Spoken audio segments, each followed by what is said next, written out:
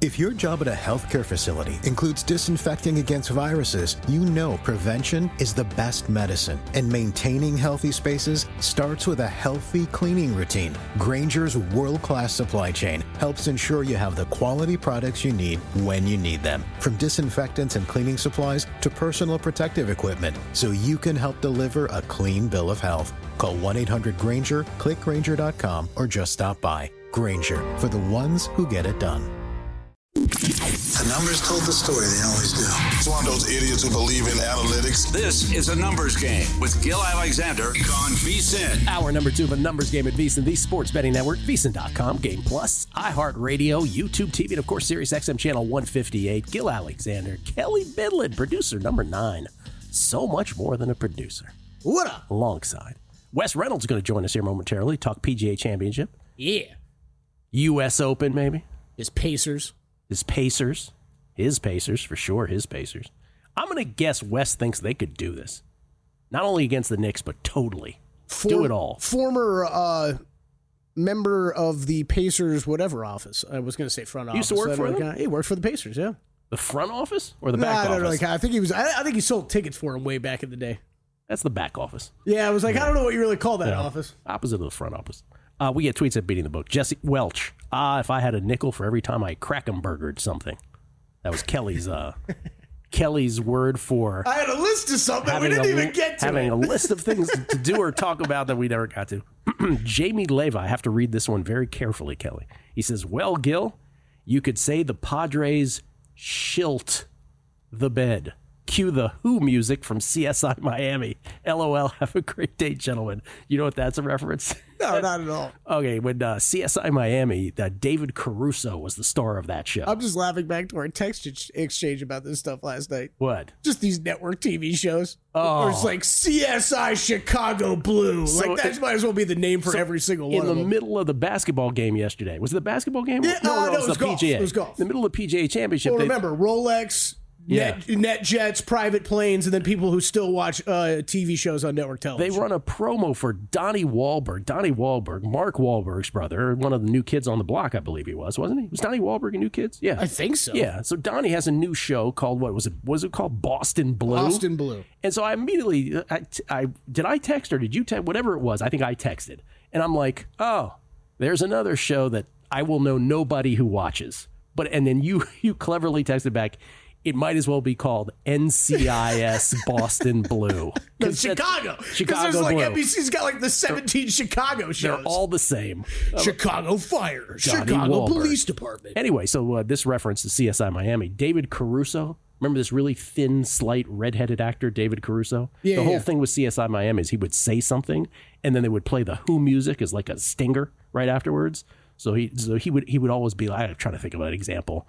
Someone would be dead, or, and he would be like, I'll say dead on arrival. And it like churned his head and it would go bang. It was the whole thing. So anyway, that's what he's saying. I just could never. That's what he's saying about shows. the Padres right there. The always, like, when I was younger, like, teenage years especially, like, I remember like being divorced parents, right? You're spending holidays every other year at a different spot, right? And it would always be like the only time that me, my brother, and my sister would all get together. My sister will die on this hill to the end of her days that, like, she cannot stand being around Thanksgiving with me because football's on all the time, right? Mm-hmm.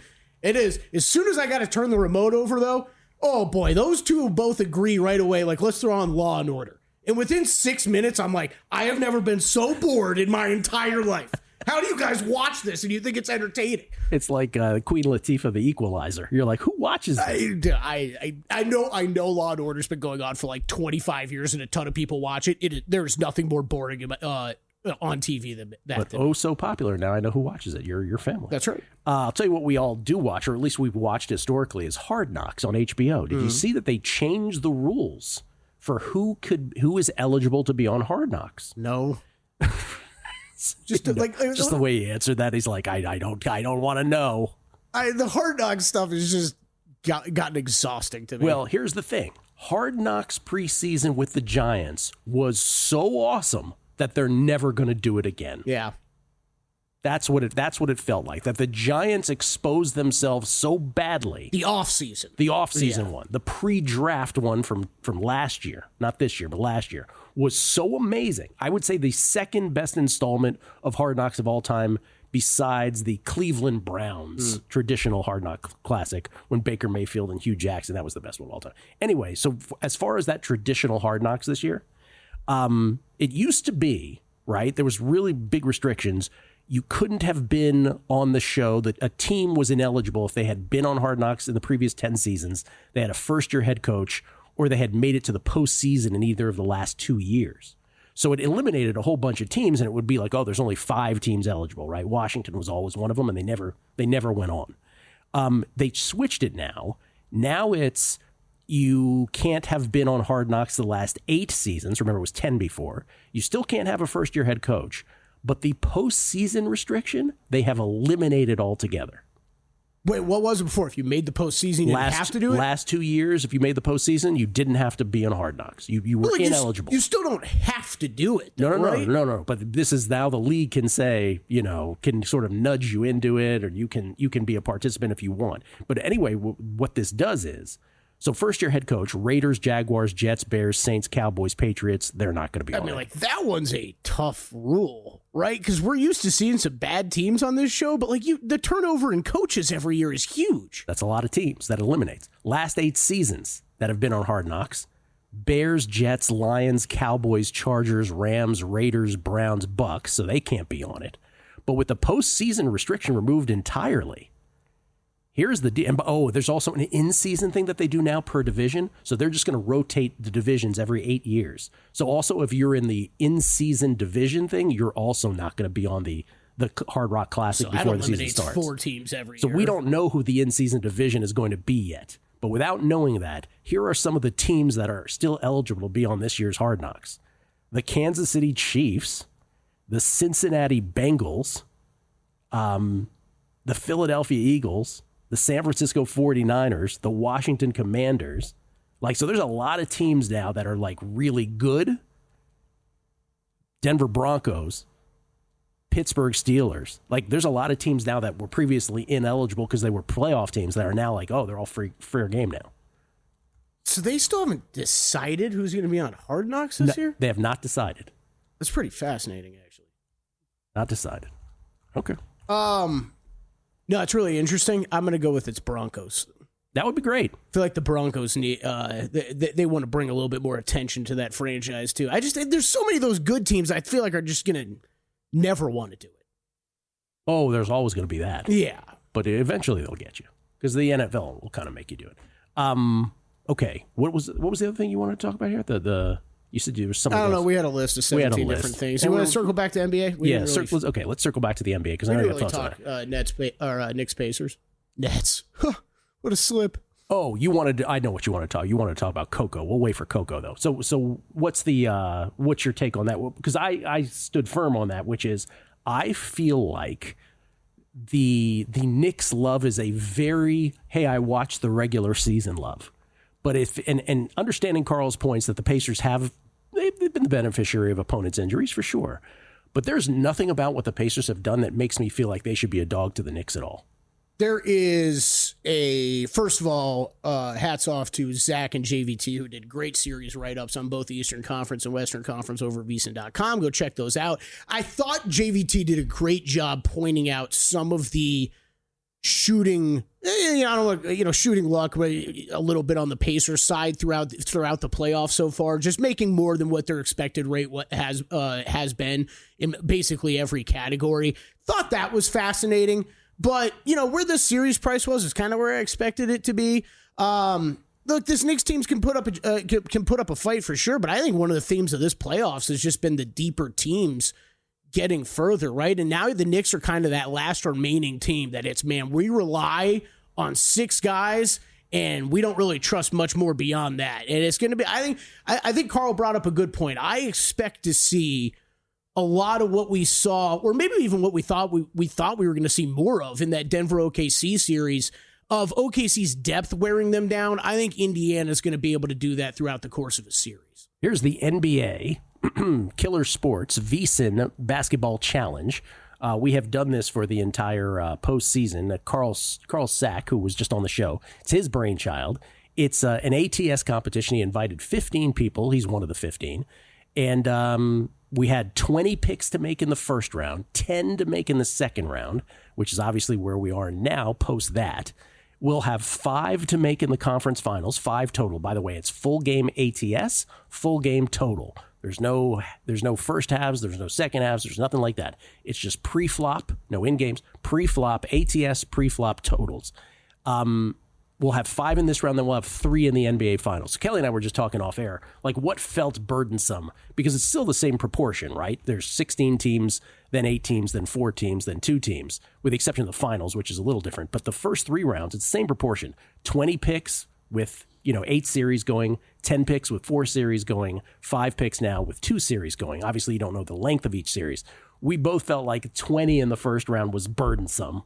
You and I did. Others did not feel that way. 10 was about perfect. 5 here in this coming round feels a little light, right? Just a little bit heading into it. But we'll see. Maybe they're quick series and it won't feel that way. Anyway, here is your up-to-date standings. First prize, $3,000. Zach Cohen and Steve Fezzik are your co-leaders.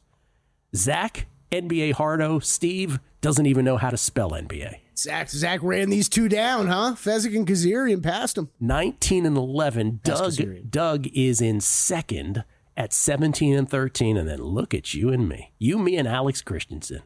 Half game out of the money, 2.5 out of first. Let's go. We're the sneaky, freaky brothers sneaking in from the rear.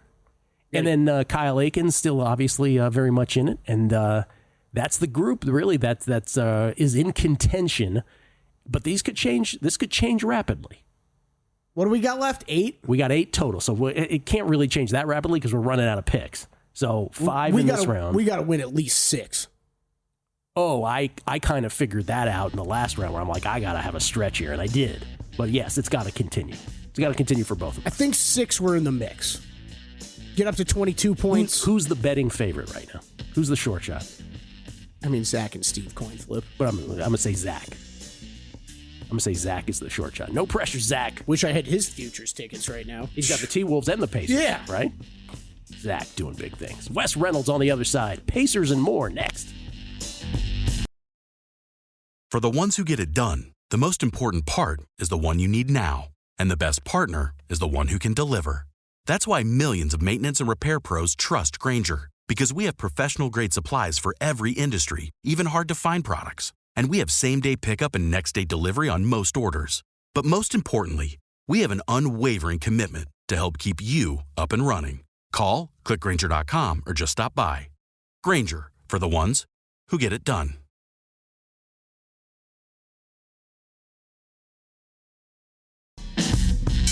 A numbers game on VSiN, the Sports Betting Network. Start your day with an edge and a game plan. Listen to this, Kelley, the VSiN Daily Morning Bets Podcast. Your first look at the day's betting lines, sharp action, and market movement in just 15 minutes. You'll get everything you need to know to make smarter wagers and stay ahead of the line moves, all before your morning coffee's gone. Hosted by VSiN's team of trusted betting experts, the Daily Morning Bets Podcast is fast, focused, and built for bettors like you. Listen to the VSiN Daily Morning Bets Podcast wherever you get your podcasts, or get it on the VSiN Watch app. The sharpest way to start your betting day, the VSiN Daily Morning Bets Podcast. Check it out. It's Gill Alexander. We get tweets at Beating the Book. This is from, let's see, Brian M. Every time I walk into my parents' house, the TV is either on sports or on with reruns of CSI, NCIS, SVU, and L&O, etc. Yes, It's all that stuff. Scuba Scott, my vote for this year's Hard Knocks would be the Green Bay Packers. The league throwing all that love to Green Bay this year by hosting the draft. Why not complete it by putting them on Hard Knocks?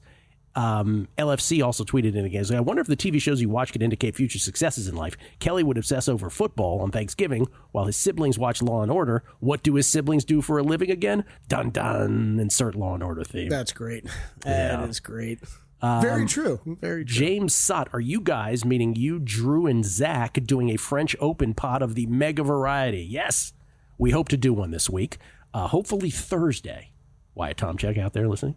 Hopefully Thursday, that's when the French Open draw will come out. They have a couple 250s and 500s on both the men's and ladies' side this week. Hamburg, Strasbourg, that kind of thing, before the French Open next week. Begins on Sunday night, our time, French Open. Hamburg, Germany? Yes. Strasbourg, Austria? Oh, that's a good question. Switzerland? Strasbourg? Wow, I feel bad that I don't know. Okay. It is. Wait, France? Oh, it's on the border there, maybe? Is it a border town? Okay. Well, you get the right for Strasbourg. Questions that should be asked off air. Poor geography questions. No, they're more fun on air. France. France, okay. I would have gotten that so wrong. I would have gone. But it's one of those things we should know. I would have gone Austria or Switzerland first. Before we get to Wes, the other big thing that happened this weekend, the Electric Daisy Carnival, EDC. Were you a part of it? Did you go? No, not at all, Gill. It sounds like one of my worst nightmares to attend that. But me too. It's just. Have you heard about like the traffic getting in and out of it? That's the night. They do it at the racetrack now. Yeah, I think so, or somewhere up there. Yeah. But all I've heard, the smartest move I've heard is people paying to helicopter it. And I heard how much it was last week, and I was like, it's not even that bad. Smartest thing they did was move it out there, because when it used to be here closer to town, it was. I wasn't even around for that. But yeah, this morning downtown, we still got some EDC party goers strolling the streets. EDC, and I'm not trying to be funny here, when EDC first started, if they got through it without a death by heat stroke or by something else, they were thrilled. It was bad the first few years. That's awful. I don't know. I don't know what would have changed to have stopped that though.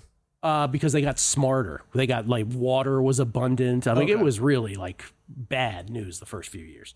Wes Reynolds joins us. I'm not sure if he's ever attended an EDC. He doesn't seem like an EDC kind of guy, but you never know with Wes. You never know. It's very surprising. Courtesy of the Progressive Guest Line, part of the whole glue that holds this whole operation together. You can follow him on Twitter at Wes Reynolds 1. That's the number 1. How you doing, Wes?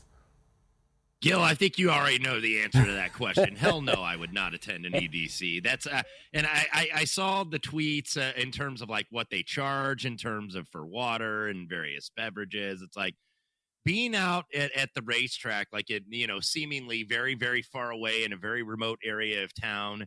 That seems really, really miserable to me. Yeah. But to each their own. To each their own. That's exactly right. Wes and I couldn't live. Vegas is not that big a place. If you guys haven't been here before, I think most people think Vegas is bigger than it really is, the whole city. But Wes and I both live about as far away from that as you possibly could while still being considered in Las Vegas.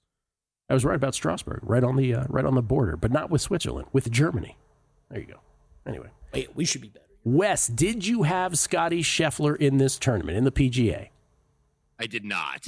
And, you could say buyer's remorse, but, he was around 4-1 or a little bit less. So it's kind of like you take a shot and try to beat him and hope he's off, and he wasn't off. And it wasn't like he was really great in one particular thing. His all-around game was the best. And I think, there is a sign. I have a great picture of former Indiana basketball coach Bob Knight, where he's sitting in a locker room, just kicked back, drinking a Coke, and there's a prominent sign right next to him that says "Victory favors the team making the fewest mistakes." And I think that applies to Scotty Scheffler here. Victory favors the player that makes the fewest mistakes. When he does make one, he is able to recover better than anybody else, just like Tiger was when he was on his run. And that's what happened. If you look at the stat categories, he led tee to green, but it's not like he led in one particular category. He just wasn't bad in any of them and didn't have any deficiencies in his game. And even then, it got a little tight going into the back nine, where it's okay, is he going to put this away? And then all of a sudden, a one-shot lead, and actually they were tied for a while, became a 6-shot lead, just like that. And he was by far the best player. When we were doing primetime action, Kelley, Matt, and I made the outlandish statement at the time. I was like, you should probably think betting Scotty Scheffler every single golf tournament. We have reached the point now. Again, we just flashed up a stat earlier. 15 titles before the age of 29, 3 majors. Only Jack and Tiger fit that category along with Scheffler now. Have we reached the point in the sport now? Obviously, the U.S. Open is the next major. And I guess the question, I want to ask it this way. Have we reached the point that it's Scheffler, Rory, and then it's everybody else? Or is it a little less simple than that? And then the other part of that is, when it comes to the U.S. Open, you do have some U.S. Open specialists historically, right? Andy North, who famously does analysis for golf on ESPN. He won 2 U.S. Opens. Like, his game lent itself to really hard courses and performing well on that kind of course. On the harder courses where there was less of a chance for someone to go out and shoot in a score that he couldn't possibly with the profile of his game. Do we have a player like that? Do we have a modern day equivalent to an Andy North? And what about the whole state of the game in general? Is it Scheffler and Rory so far ahead of the pack at this point? I'll go with the latter question first. You've got a very tight circle of players in terms of guys that have been winning major championships lately. Not only Scheffler, but McIlroy, Xander Schauffele, as he kind of works his way back in the form. Keep in mind, he did win 2 of the 4 last year, so you can't necessarily rule him out. Bryson DeChambeau. I think what's going on here is the mid-range guys just aren't getting it done. The guys that are below that top class on the odds board that you see pretty much every single week, the guys in the 30-1 range, 35s, like those guys don't feel like they're threats right now to win majors. The Victor Hovlands of the world, the Patrick Cantlays, the Tommy Fleetwoods, yes, the Colin Morikawas, even though he's not that far down the mid-range, they just don't feel like threats right now. It feels like a very concentrated, small circle of players that are going to win these things. And I think the last dark horse was Brian Harman at the Open. Like, there's always kind of going to be an outlier every couple to few years where it's like a guy that comes out of nowhere is going to go ahead and win. But yeah, you just right now it's very, very top heavy. So when I look at it going forward with the majors. Wes, question about this week. I know you and I will be talking tomorrow on Long Shots about the Charles Schwab Challenge. I just pulled up the odds board, though, and I guess I'm a little surprised to see that Scotty Scheffler hasn't already withdrawn. Should we be making bets? Should we be making bets today, or do you think Scotty will stay in this thing?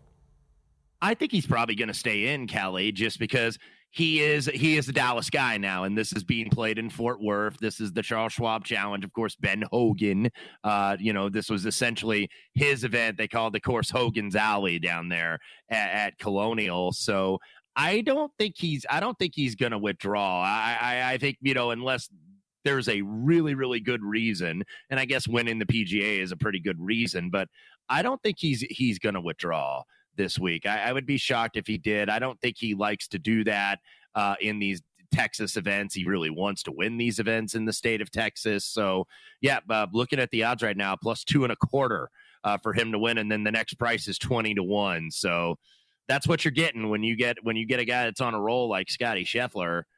Those are the odds you're going to get. So we shall see. I don't want to but now I'm worried to start writing this thing, and it's like, oh God, I got to change the whole darn thing. No, it's a good thought when you have such a difference between the short shot and the next shortest. It's a good thought to have. What about the question I asked about U.S. Open specific? Oakmont, June 12th. Is there a golfer today that fits that niche kind of thing that Andy North did back in the day? Well, I usually with U.S. Opens, I do kind of like grinders a little bit.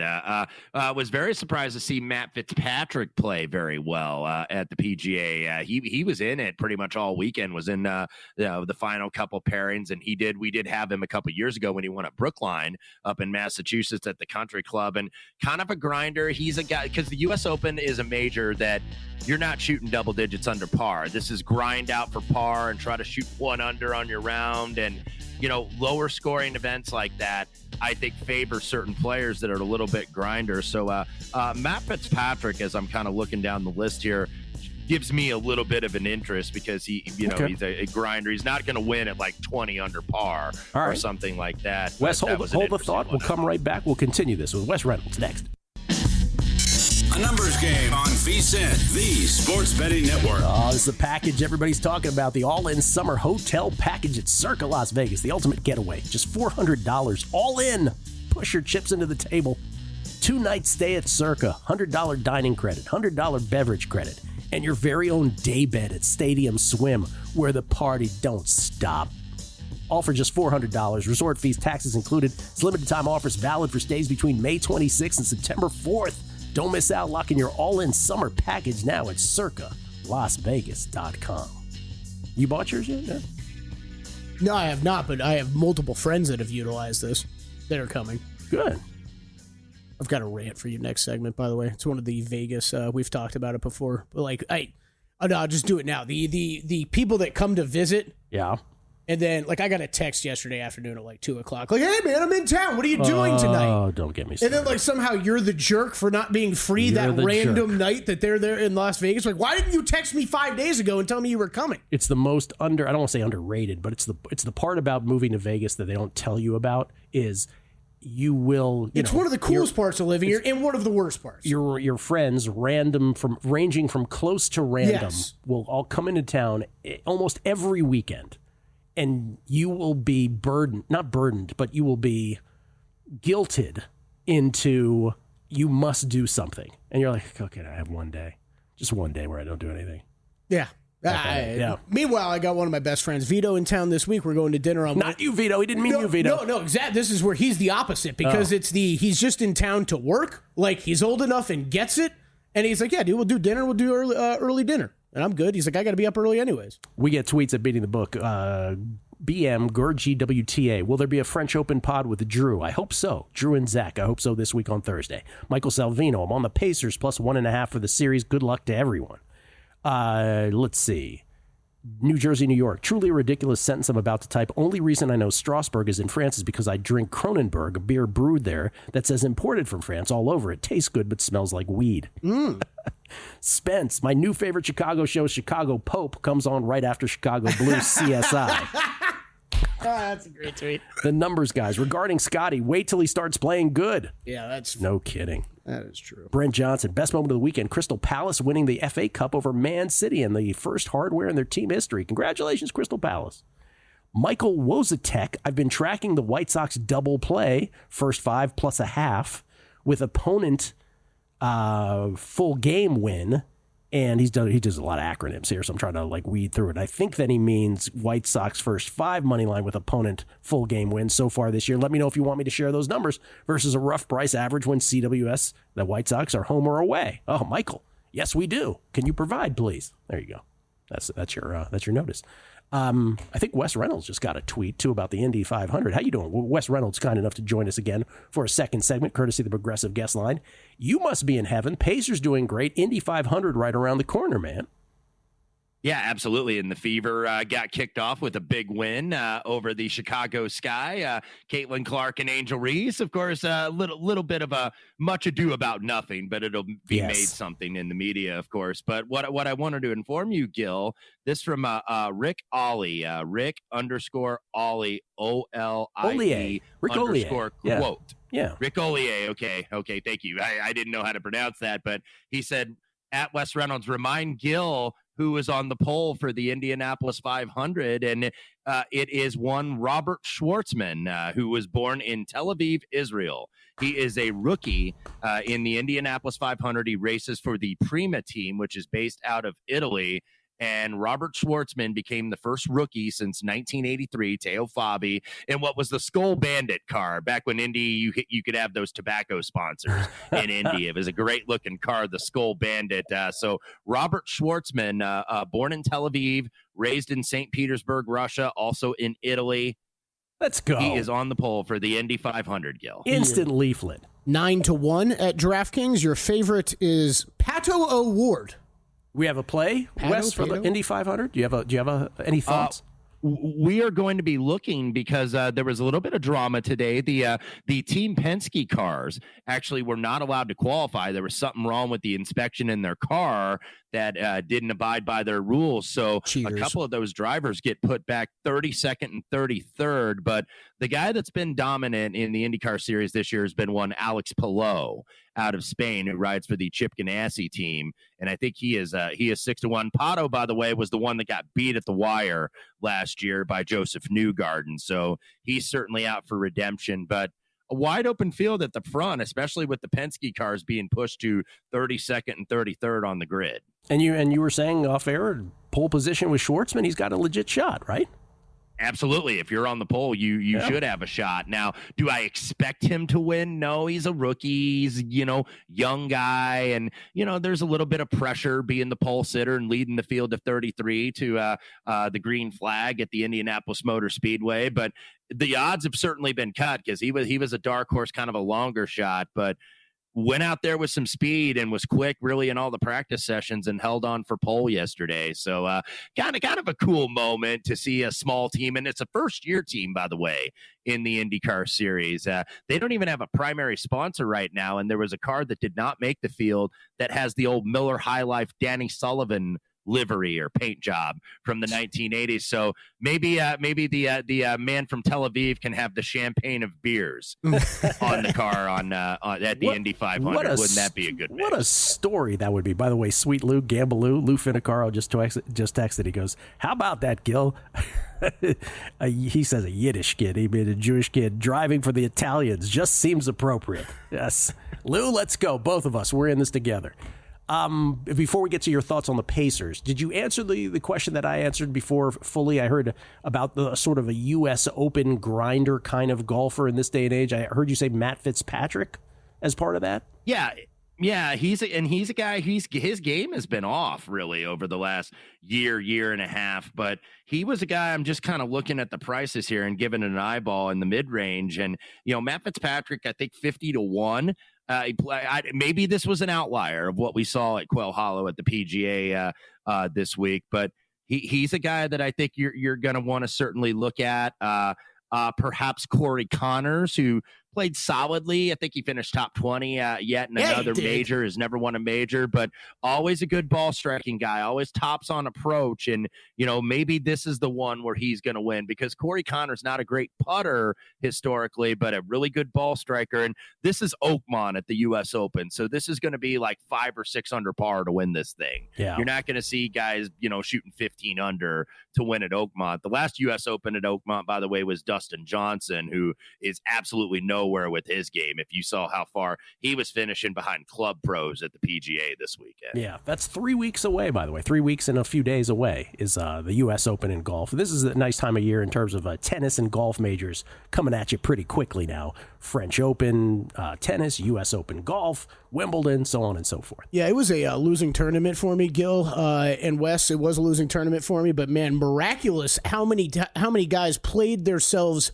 out of the top 20 and top 30 to allow me to cash Corey Connors tickets there. So thank you guys. Because I looked at that leaderboard on Sunday morning. I'm like, no shot at this. Yeah, enough guys got out of the way. Wes, before we roll out of here with you, Indiana Pacers, your Indiana Pacers, I really believe they could make their way to the NBA Finals here. Like, I'm almost expecting it. After that, different story maybe if they run into OKC. How do you feel about this team right now? And would you bet on them? Yeah, hashtag yes sirs for the Pacers. That's blue collar gold swagger is better, but that's another story. But yeah, look, I think the Pacers can win the whole thing. I think that this is wide open. Oklahoma City deservedly the favorite. They won 68 games. And when you look at how they profile analytically, it's like, man, they're the best team since like the mid-2010 Warriors in terms of wins. But then you kind of watch them and they leave you wanting more. Didn't leave you wanting more yesterday after they ran out the Nuggets after a slow start. All of a sudden, that thing went from being down 8 to being up about 15. It's seemingly in like 2 minutes. But yeah, I like the Pacers here. I think the Pacers are not getting the credit for what they did to the Knicks last year, where they won Game 7 in the Garden, despite what some national media like, oh, I think that's going to be too much for the Pacers. Well, it wasn't too much for them last year, and I know the Knicks were banged up, but these teams get banged up against the Pacers, Gill, because the Pacers are physical, because they pick you up 94 feet, because they are hard to guard, because they spread the floor. So it isn't just like total random luck that these teams, somehow, come up a little bit lame against the Pacers. It's because the Pacers push the pace. It's because they make it difficult for you to guard. So that's never really talked about. It's like, oh, the Pacers just got lucky to be here. They got lucky to be in the East Finals. They're lucky to be here again. I don't think they're lucky at all. This has been the fourth best record in the NBA since January 1st. So I like the Pacers. I think what one of your tweeters said, Pacers plus 1.5 series spread. I think that's a very good way to go to bet this series. I think this may go the distance. I think that's a great bet, too. I'm going to take the Pacers pre-flop here, I believe, as well. You're about to say something? No, I was just going to say, I actually think I've come around a little bit on the series spreads. I'd rather lay the juice and take 2.5 games and not, because the 1.5 just, you have to force a Game 7 to get there, right? I think I'd rather just play it outright or pay the tax and take 2.5 games. Wes, always fun. Appreciate it, man. Let's see you in studio one of these days. Yeah, you bet, guys. Good to be with you. Wes Reynolds at Wes Reynolds 1. That's the number 1 on Twitter. Again, part of the glue that holds this whole operation together. We'll recap all the bets and more next. If you work in quality control at a candy factory, you know strict safety regulations come with the job. It's why you partner with Grainger. Grainger helps you find the high quality and compliant products your business needs to inspect, detect, and help correct issues. And the sweetest part is, everyone gets a product that's as safe to eat as it is delicious. Call 1-800-GRAINGER, click Grainger.com, or just stop by. Grainger, for the ones who get it done. A numbers game on VSiN, the sports betting network. Kelley Bydlon is getting very angry. Hey, feel a rant coming. Got to take away our phones for everything these days, Gill. We had tweets. Rich Copro. I knew that Strasbourg was in France because it was a stop on this season's amazing race. Don't judge me. Hey, you know what? At least I'm okay with if you have some love for a game show or reality show. I'm not going to judge. I'm going to judge things like the NCIS Chicago Blue stuff, though. 3Jack H3131. Always love hearing Wes on the show, especially with the throwback indie knowledge. Also, Dustin Johnson's probably doing just fine without his golf game. Have you seen his wife have a Super Monday? Best listeners in the game. Would you like to rant about what we were just talking about real quick? Well, we're talking about the events in Las Vegas, and I'm sure they're everywhere, but that you get your cell phone taken away for. Bruno Mars famously takes the cell phone away. Bruno Mars. A lot of the stand-up comedians in this town do it now, and I'm like, Bruno Mars may be different, fine, whatever. Everybody's just a little too full of themselves, you know? Like these stand-up comedians I got to turn my phone in for, like half the guys I've never even heard of that I see, Gil. I'm like, maybe a little, like someone accidentally posting a crappy video of you on YouTube. I don't know, it might actually help you out a little bit.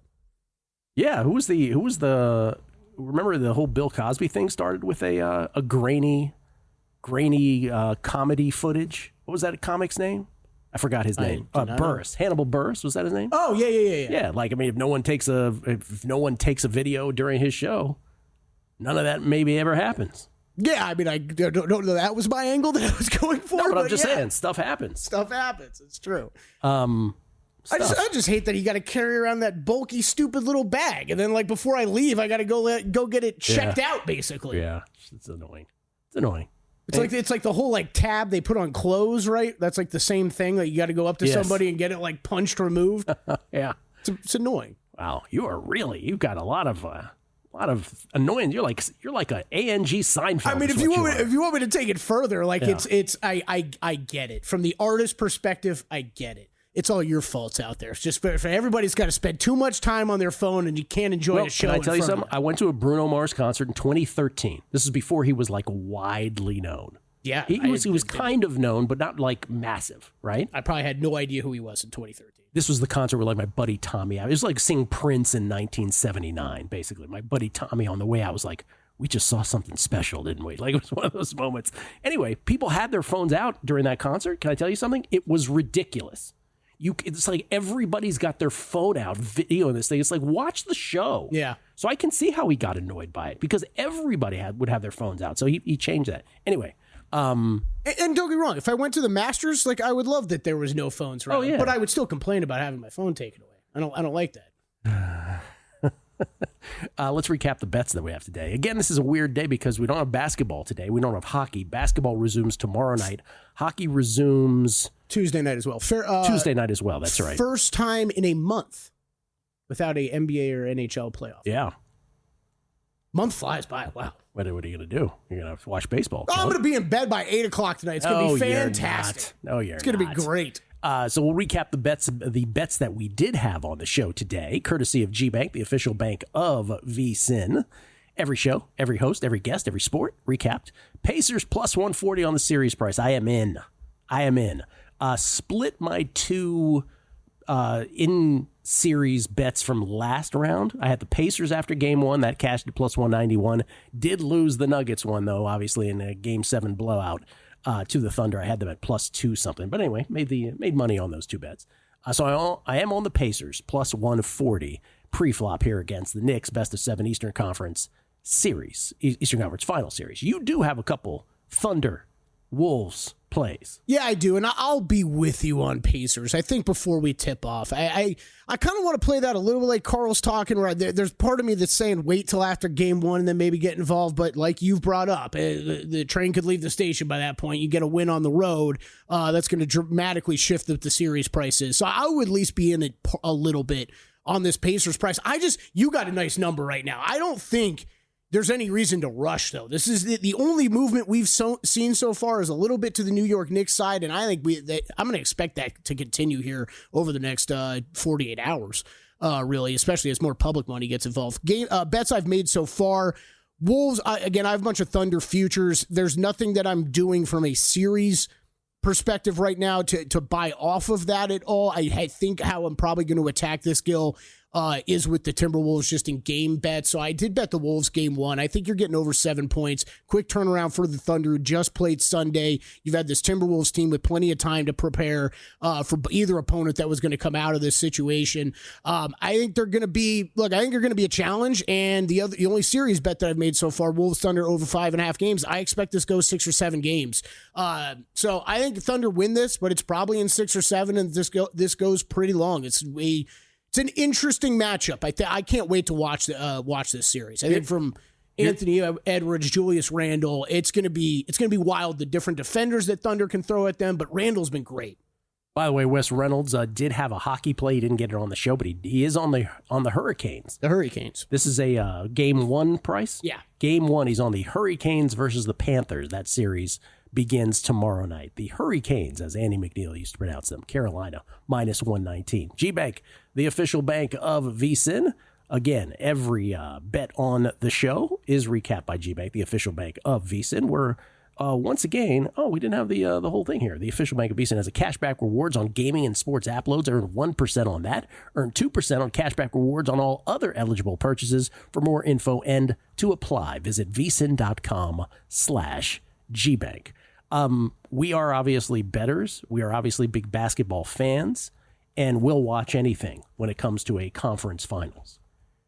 What do you think? Think of the person in your life who is a big sports fan, casual bettor, but a big sports fan, who is not necessarily an NBA fan. Let's say they're like a football fan, who only shows up for the NBA when... Oh, my father. This is Thad Bydlon. So I'm thinking of my buddy... They're traveling. Every time, Gill, they're traveling. So I'm thinking about a whole bunch of my friends. Do you think they will watch? Because remember, we have 3 out of the 4 teams. One's New York, I get it, but the others are Minnesota, Indiana, and Oklahoma City. Yeah. I think the NBA is braced for this.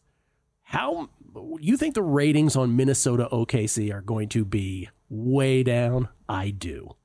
Ooh, it's a good question. Because we think it's great. But I think the average fan, the average sports fan who's more of a football fan, who's kind of like a half-baked NBA fan, is going to be like, yeah, just call me. Wake me up before the finals starts. It's a good question. Is the Knicks' success, I don't think they'll be terrible, but I get your point. I think part of the reason that they will be okay is because the Knicks are in the Eastern Conference Finals, and if you get wrapped up in one series, you're probably going to get slightly wrapped up in the other. Maybe so. But it's a good point. Yeah. So what do we have? We have 4 teams. You have 2 if you include the Sonics championships for the Thunder, right? Knicks and Thunder go back to the 70s since they last won one, and the other 2 franchises have never won. Yeah, Sonics would be 1979. Knicks would be the early 70s. Minnesota never, and Indiana never, right? Because they were an ABA team. And then the other big one that people are bringing up today, I think this is kind of cool. I don't know how you think about this, because we had such the great rivalries of Warriors and Cavs, right, in the late teens. Now this is the 7th straight year we're going to have a different NBA champion. 7th straight year we'll have a different NBA champion? Yeah. Wow. If you go back to 2019 with the Raptors. That's right. Raptors, because KD and Clay got hurt. 2020 was the weird bubble. Mm-hmm. Lakers. Yeah, if you just look at the list of the teams, I actually think it's kind of cool, because it's still it's still very much star power driven teams that are winning this.